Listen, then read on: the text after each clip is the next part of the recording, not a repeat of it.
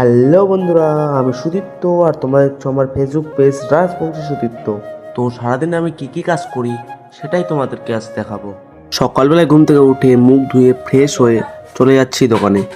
দোকানে এসে দোকান ঝাড় দেওয়ার পর এই দাদুটা চলে আসে দোকানে মাল নিতে। তো এই দাদুকে মাল দেওয়ার পর দেখি যে সে সার্ফ নেবে, উজালা সার্ফস তো এখানে নেই, তো আমাকে গোডাউন থেকে নিয়ে আসতে হবে। তো গোডাউনে এসে চাবি খুললাম, দরজার খোলার পর দেখছি চারিদিকে মাল ছড়িয়ে ছিটিয়ে আছে।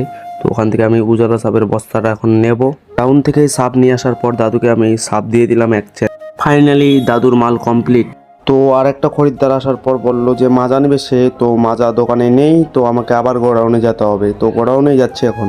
তো গোডাউনে আসার পর এদিক ওদিক মাজা কোথাও খুঁজে পাচ্ছিলাম না, তারপরে দেখি ভিতরে মাজা আছে, তো ওখান থেকে মাজা নেই। তো মাজা নিয়ে যাওয়ার পর দেখি যে দোকানে বেসন নেই, তো এখন আমি যাব বেসন ভাঙাতে। তো আমি যাই বেসন ভাঙাতে, আর তোমরা পেজটিকে ফলো এবং ইউটিউব চ্যানেলটিকে সাবস্ক্রাইব